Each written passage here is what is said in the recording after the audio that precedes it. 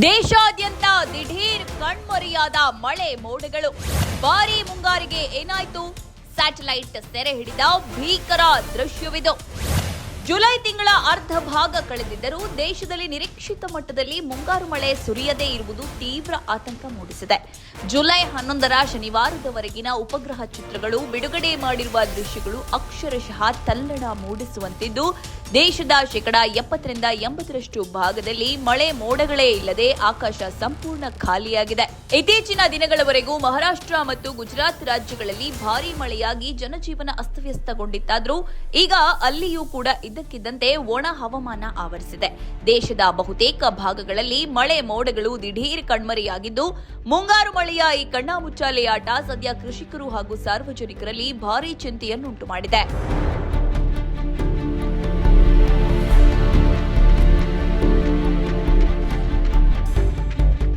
ಸಾವಿರಾರು ಕಿಲೋಮೀಟರ್ ದೂರದ ಪಶ್ಚಿಮ ಪೆಸಿಫಿಕ್ ಮಹಾಸಾಗರದಲ್ಲಿ ಉಂಟಾಗಿರುವ ಶಕ್ತಿಶಾಲಿ ಎಲ್ ನಿನೋ ಹವಾಮಾನ ವಿದ್ಯಮಾನವು ಈ ಬಾರಿ ಭಾರತದ ಮುಂಗಾರು ಮಳೆಯ ಬೆನ್ನೆಲುಬನ್ನೇ ಮುರಿದಿದೆ.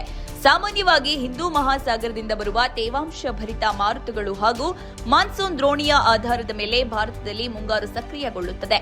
ಆದರೆ ಪ್ರಸ್ತುತ ಪಶ್ಚಿಮ ಪೆಸಿಫಿಕ್ ವಲಯದಲ್ಲಿ ಸೃಷ್ಟಿಯಾಗಿರುವ ತೀವ್ರ ಸ್ವರೂಪದ ಉಷ್ಣವಲಯದ ಚಂಡಮಾರುತವು ಭಾರತಕ್ಕೆ ಬರಬೇಕಿದ್ದ ತೇವಾಂಶ ಭರಿತ ಮಾರುತಗಳನ್ನು ತನ್ನತ್ತ ಸೆಳೆದುಕೊಂಡಿದೆ.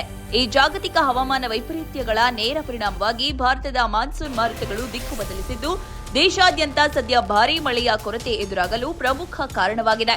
ಭಾರತೀಯ ಹವಾಮಾನ ಇಲಾಖೆ ನೀಡಿರುವ ಮುನ್ಸೂಚನೆ ಪ್ರಕಾರ ಮುಂಬರುವ ದಿನಗಳಲ್ಲಿ ದೇಶದ ಮಧ್ಯಭಾಗ ಹಾಗೂ ದ್ವೀಪಕಲ್ಪದ ಬಹುತೇಕ ಪ್ರದೇಶಗಳಲ್ಲಿ ಸಾಧಾರಣ ಮಳೆಯಾಗುವ ಸಾಧ್ಯತೆ ಇದೆ.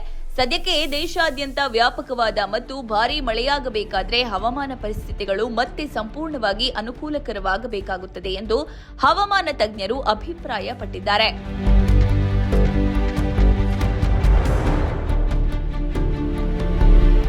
ಈ ವರ್ಷದ ನೈಋತ್ಯ ಮುಂಗಾರು ಮಳೆಯು ನಿಗದಿತ ಸಮಯಕ್ಕಿಂತ ಒಂದು ದಿನ ತಡವಾಗಿ ಅಂದರೆ ಜುಲೈ 9ರಂದು ದೇಶವನ್ನು ಪ್ರವೇಶಿಸಿತು. ಜೂನ್ ಅಂತ್ಯದ ವೇಳೆಗೆ ಭಾರತದಲ್ಲಿ 40% ಮಳೆಯ ಕೊರತೆ ಕಂಡುಬಂದಿದ್ದು, ಇತ್ತೀಚಿನ ವರ್ಷಗಳಲ್ಲೇ ಅತ್ಯಂತ ದುರ್ಬಲ ಮುಂಗಾರು ಹಂಗಾಮು ಇದಾಗಿತ್ತು. ಆದರೆ ಜೂನ್ ಕೊನೆಯ ಕೆಲವು ದಿನಗಳು ಹಾಗೂ ಜುಲೈ ಮೊದಲ ವಾರದಲ್ಲಿ ಸುರಿದ ಭಾರೀ ಮಳೆಯು ಈ ಕೊರತೆಯನ್ನು ಗಮನಾರ್ಹವಾಗಿ ತಗ್ಗಿಸಿದ್ದು, ದೇಶದ ಒಟ್ಟಾರೆ ಮಳೆ ಕೊರತೆಯನ್ನು 14%ಕ್ಕೆ ಇಳಿಸಿದೆ. ಈ ಮಳೆಯು ಪಶ್ಚಿಮ ಮತ್ತು ಪೂರ್ವ ಭಾರತದ ಹಲವು ಭಾಗಗಳಲ್ಲಿ ಪ್ರವಾಹದಂತಹ ಪರಿಸ್ಥಿತಿಯನ್ನ ಸೃಷ್ಟಿಸಿದ್ರೆ, ದೇಶದ ಮಧ್ಯಭಾಗದಲ್ಲಿ ಮಾತ್ರ ಇನ್ನೂ ಮಳೆಯ ತೀವ್ರ ಕೊರತೆ ಮುಂದುವರೆದಿದೆ. ಹವಾಮಾನ ಇಲಾಖೆಯ ಮುನ್ಸೂಚನೆಯ ಪ್ರಕಾರ ಜುಲೈ ತಿಂಗಳು ಒಟ್ಟಾರೆ ಮಳೆಯು ದೀರ್ಘಾವಧಿಯ ಸರಾಸರಿಗಿಂತ ಕಡಿಮೆ ಇರಲಿದ್ದು, ಮಾಸಿಕ ಮಳೆಯ ಪ್ರಮಾಣವು ವಾಡಿಕೆಗಿಂತ 94% ತಗ್ಗುವ ಸಾಧ್ಯತೆ ಇದೆ. ಇದೇ ಸಮಯದಲ್ಲಿ ಪೆಸಿಫಿಕ್ ಮಹಾಸಾಗರದಲ್ಲಿ ತಲೆದೋರಿರುವ ಎಲ್ ನಿನೋ ಹವಾಮಾನ ಪರಿಸ್ಥಿತಿಯನ್ನ ಸೂಕ್ಷ್ಮವಾಗಿ ಗಮನಿಸುತ್ತಿರುವುದಾಗಿ ಇಲಾಖೆ ತಿಳಿಸಿದೆ. ಪ್ರಸ್ತುತ ಭಾರತದ ಮುಂಗಾರು ಮಳೆ ಸಂಪೂರ್ಣವಾಗಿ ಕಣ್ಮರೆಯಾಗಿಲ್ಲವಾದರೂ ಸದ್ಯಕ್ಕೆ ತೀವ್ರ ದುರ್ಬಲ ಹಂತವನ್ನ ತಲುಪಿದೆ. ಒಟ್ಟಾರೆಯಾಗಿ ಹೇಳೋದಾದ್ರೆ ಮುಂಬರುವ ದಿನಗಳಲ್ಲಿ ಭಾರತದಲ್ಲಿ ಮುಂಗಾರು ಮಳೆ ಚೇತರಿಸಿಕೊಳ್ಳುವುದು ಮತ್ತು ಸಕ್ರಿಯವಾಗುವುದು ಸಂಪೂರ್ಣವಾಗಿ ಪೆಸಿಫಿಕ್ ಮಹಾಸಾಗರದ ಹವಾಮಾನ ವ್ಯವಸ್ಥೆಯ ಬದಲಾವಣೆಗಳ ಮೇಲೆ ಅವಲಂಬಿತವಾಗಿದೆ. ಅಲ್ಲಿನ ಚಂಡಮಾರುತ ಮತ್ತು ಎಲ್ ನಿನೋ ಪ್ರಭಾವ ತಗ್ಗಿದ್ರೆ ಮಾತ್ರ ದೇಶದಲ್ಲಿ ರೈತರು ಮತ್ತೆ ಆಶಾಭಾವನೆ ಮೂಡಲಿದ್ದು, ಅಲ್ಲಿಯವರೆಗೆ ಮಳೆ ಕಣ್ಣಾಮುಚ್ಚಾಲೆ ಮುಂದುವರಿಯಲಿದೆ.